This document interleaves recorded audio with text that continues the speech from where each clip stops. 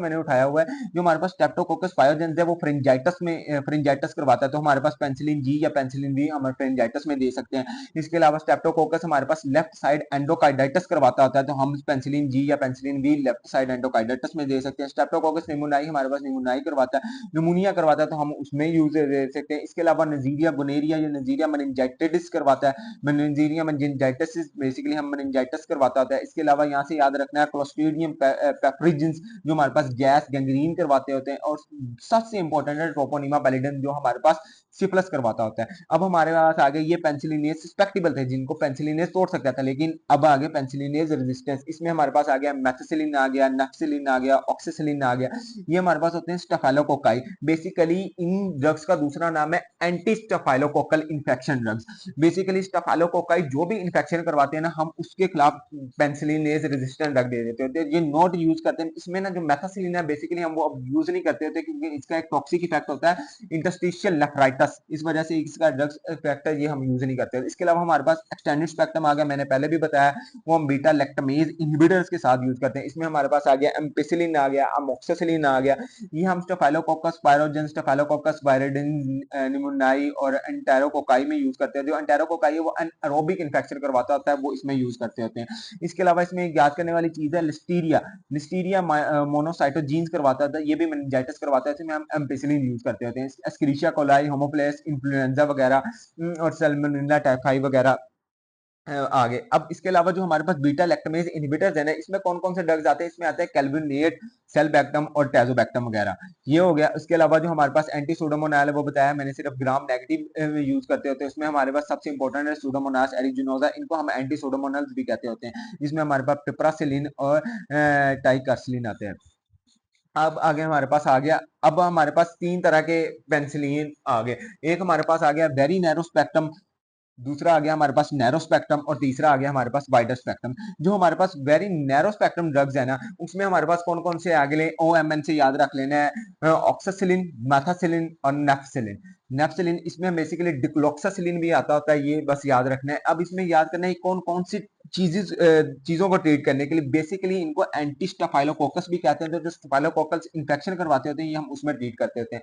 अब या हम skin and tissue infection staphylococcus endocarditis, staphylococcus osteomyelitis में यूज करते होते हैं। लेकिन याद रखना है जो भी मेथासिलिन रेजिस्टेंस स्टेफाइलोकोकस और इसका इन्फेक्शन होगा ना, ये उसमें नहीं हम यूज कर सकते, क्योंकि जो उसमें रेजिस्टेंस आ गई वो बेसिकली उसने हम अपनी पेनिसिलिन बाइंडिंग प्रोटीन साइड को ही चेंज कर ली, तो हम उसमें नहीं यूज कर सकते।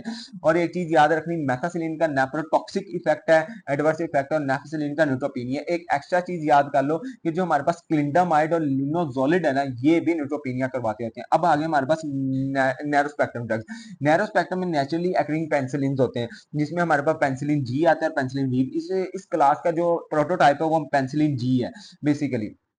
अब आ गया इसमें ये ड्रग ऑफ चॉइस किन किन चीजों के लिए, जो ट्रोपोनिमा पैलिडम है ना, सिफिलिस जो हमारे पास पायरोचीट होता है, ये बेसिकली ड्रग ऑफ चॉइस है, उसका first line of the drug है। इसमें हम बेंजाथाइन पेनिसिलिन यूज करते होते हैं, क्योंकि उसका 14 डेज की हाफ लाइफ होती है। अगर हमारे पास बेंजाथाइन पेनिसिलिन जी की रेजिस्टेंट आ गई है ना, फिर हम second line of the drug use करते हैं, जो कि हमारे पास टेट्रासाइक्लिन है। इसके अलावा हमारे पास नजीरिया मेनिंजाइटिस है, जो मेनिंजाइटिस करवाता होता है, ये ग्राम नेगेटिव कोकाई है। उसके अलावा स्ट्रेप्टोकोकस निमोनियाई हमने पढ़ा है कौन कौन सी चीजों को। इसके अलावा निमोनिया जो निमोनिया करवा रहा है। इसके अलावा गैस गैंग्रीन में जो हमारे पास क्लोस्ट्रीडियम यूज हो रहा था। इसके अलावा ये एक निमोनिक है विग्स, जो पेंसिलिन वी है वो बेसिकली इन्फेक्शन में यूज होता है, जो पेंसिलिन जी है वो हमारे पास सिफिलिस में यूज होता है, सिफिलिस नहीं भूलना आपने। उसके अलावा स्टेप्टोकोकस जो बायोजिन था वो फ्रिंजाइटिस करवा रहा था, रोमैटिक फीवर में हम पेनिसिलिन जी भी देते हैं, पेनिसिलिन वी भी। पेनिसिलिन वी का एक बेसिकली इंपॉर्टेंट ट्रीटमेंट है, जो ऑरोफैरिंजियल इन्फेक्शन होते हैं ना, उसमें हम बेसिकली यूज होते हैं। आपने बेसिकली याद रखना है इन्फेक्शन में हमने ना पेनिसिलिन वी देनी होनी। एंडोकार्डाइटिस जो हमारे पास स्ट्रेप्टोकोकस वायरिडिन करवा रहा था लेफ्ट साइडेड, उसमें हम पेनिसिलिन जी देते होते हैं। इसके अलावा ओरल पेनिसिलिन वी हम स्ट्रेप्टोकोकस फ्रिंजाइटिस में यूज होते हैं, बच्चों में देते होते हैं ये फ्रिंजाइटिस में ना। इसके अलावा याद रखना पेनिसिलिन डी का दूसरा नाम है फिनॉक्सीमिथाइल पेनिसिलाइन, और उसका है बेंजाइल पेनिसिलिन। अब ये हो गया। इसके अलावा हमारे पास तीसरी कैटेगरी का आ गई वाइडर स्पेक्ट्रम वाली, जो हमारे पास पेनिसिलिन सेंसिटिव होते हैं, यानी कि पेंसिलिनेज एक्ट कर सकते हैं। इस वजह से हम पेंसिलिनेज इनहिबिटर जो हमारे पास बीटा लैक्टमेज इनहिबिटर है उनके साथ ये ड्रग्स बेसिकली देते होते हैं। अब एक बहुत इंपॉर्टेंट ड्रग है हमारे पास ऑगमेंटम, बहुत ज्यादा आपने देखी होगी, इसका फॉर्मूला होता है एमोक्सिक्लेव। मैंने बीटा लैक्टमेज इनहिबिटर्स के नाम बताए थे, उसमें आता है कैल्विनिक एसिड, सबलैक्टम और टैजोबैक्टम मैंने बताए थे, कैल्विनेट, सेल्बैक्टम, टैजोबैक्टम वही। अब जो हमारे पास होता है ना ऑगमेंटम, उसमें हम अमोक्सिसिलिन और कैल्विनिक एसिड है ना, कैल्विनिक एसिड जो कि हमारे पास बीटा लैक्टमेज इनहिबिटर है वो मिला के देते होते हैं। अब इनका मैकेनिज्म ऑफ एक्शन क्या है, अमोक्सिसिलिन या कैल्विनिक एसिड ये को एमोक्सिक्लेव भी देते हैं, डब्बी के ऊपर नाम भी लिखा होता है को एमोक्सिक्लेव। ये क्या करवाता होता है, जो हमारे पास अमोक्सिसिलिन है वो तो वाइडर स्पेक्ट्रम आ गया ना, उसने तो सेल वॉल की सिंथेसिस को इनहिबिट कर दिया, और दूसरा क्या करवाता होता है वो हमारे पास बीटा लैक्टमेज इनहिबिटर के जरिए बीटा लैक्टम रिंग की जो तोड़ता है ना, इनहिबिशन करवाता है, उसको रोकता होता है, उसे इनहिबिट करता होता है। अब हमारे पास बेसिकली ये भी मर्सा के खिलाफ मेथासिलिन रेजिस्टेंस स्टेफाइलोकोकस में नहीं यूज होते हैं, लेकिन पेनिसिलिन रेजिस्टेंस स्टेफाइलोकोकस और इसके इन्फेक्शन में ये हमारे पास यूज होते हैं। Amoxicillin use to treat pharyngitis in children में, उसके अलावा एच पाइलोराई और लाइम डिजीज में ये हमारे पास यूज होते हैं। इसके अलावा अब हमारे पास आगे इसमें किन किन जो हमारे पास बैक्टीरिया उनमें हम ये यूज करते होते हैं। एक चीज यहाँ पे याद रखनी, जो हमारे पास एंटेरोकोकल और लिस्टीरियल इंफेक्शन है ना, उसमें एम्पेसिलिन साइनर्जिस्टिक होती है। साइनर्जिस्टिक का क्या मतलब है कि अगर हम 2+2 का इफेक्ट है ना, तो वो हमारे पास मोर देन देयर सम आता होता है, यानी कि 5 आता होता है अमाइनो ग्लाइकोसाइड्स के साथ। अब इसके अलावा हमारे पास एमएस हेल्प से आपने याद रख लेना, हमारे पास मोनोक्जेला कैथेरालिस है, स्ट्रेप्टोकोकाई है, होमोप्लेस इन्फ्लुएंजा है, एस्क्रिशिया कोलाई है, लिस्टीरिया मोनोसाइटोजिन्स है और प्रोटियस मिराबिलिस है। अब ये हमारे पास इसमें स्ट्रेप्टोकोकाई आपने जरूर याद रखना है, ये बेसिकली हमारे पास गला खराब होता है ना जो चीज, उसमें हम अमोक्सिसिलिन यूज करते होते हैं। ठीक है, ये पहले तीन है ना, अगर इनकी वजह से बेसिकली हम अमोक्सिसिलिन की तरफ जाते होते हैं, अगर हमारे पास एस्क्रिशिया कोलाई या लिस्टीरिया मोनोसाइटोजिन्स है, इसमें हम एम्पेसिलिन यूज करते होते हैं।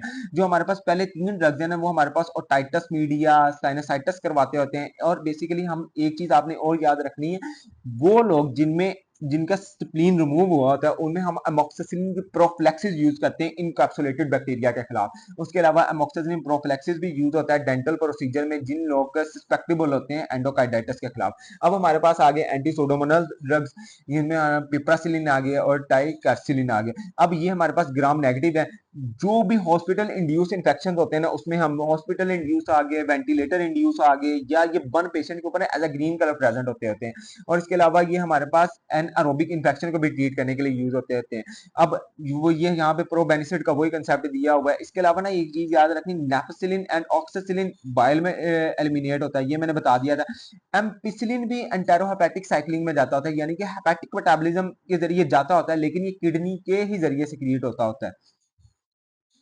अब आगे बढ़े हमारे पास साइड इफेक्ट्स आ गए।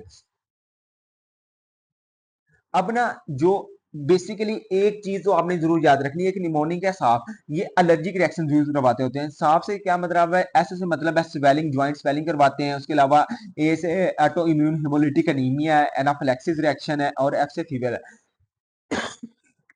सॉरी।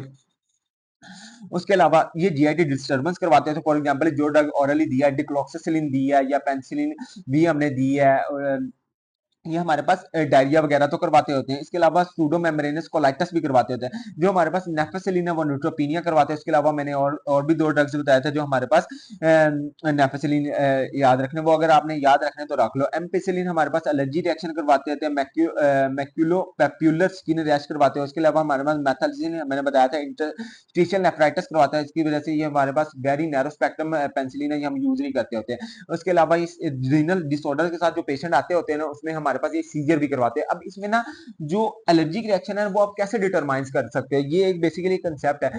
अब हमें पता नहीं, किसी बंदे को पहली दफा ड्रग्स यूज करना है और उसके इसके खिलाफ हमारे पास एलर्जिक रिएक्शन आते हैं। इसमें एक ड्रग्स होता है पेंसिलोइक एसिड, ये एक ना मेटाबॉलिक डिटर्मिनेंट है किसका, पेंसिलिन का। ये फॉर एग्जांपल हमने स्किन पे लगा दिया, थोड़े से हिस्से पे पेंसिलोइक एसिड लगा दिया, अगर उसके खिलाफ रिएक्शन हो गया, स्किन रैश बन गया, तो हमें पता लग जाता है कि हमारे पास पेंसिलिन के खिलाफ रेजिस्टेंस है, पेंसिलिन के खिलाफ एलर्जिक रिएक्शन है, तो हमें पता लग जाता होता है। इसके अलावा याद रखना है कि हमारे पास जो ऑटो इम्यून हिमोलिटिक एनीमिया वो हम पॉजिटिव कूम्स टेस्ट के जरिए करवा सकते हैं। यहाँ पे हमारे पास खत्म हो गए पेनिसिलिन वगैरह। अब हमारे पास आगे सिफेलोस्पोरिन्स।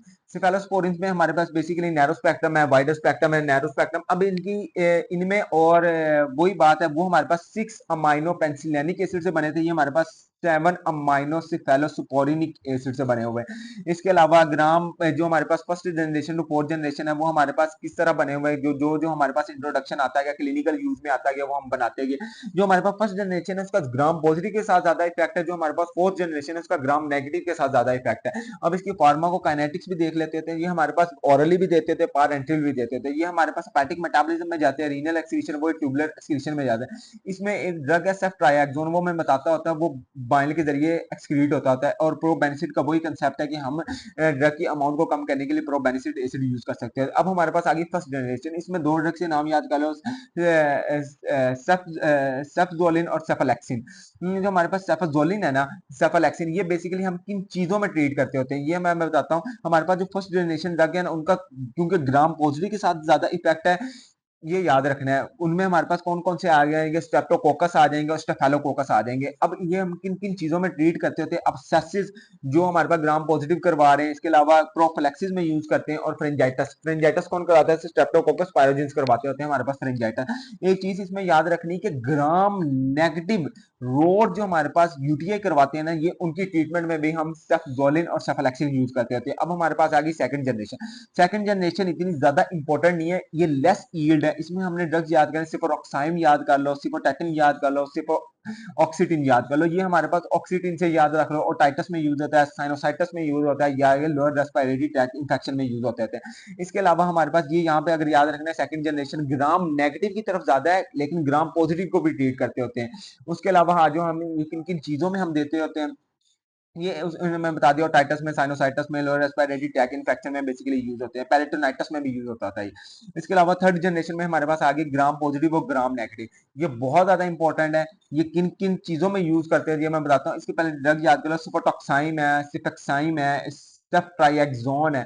अब ये याद रखना है, ये किन किन हॉस्पिटल इंड्यूस्ड या वेंटिलेटर रिक्वायर्ड नमूनिया में यूज होता है, मेनिंजाइटिस में, हेमोप्लस इन्फ्लुएंजा में यूज होता है,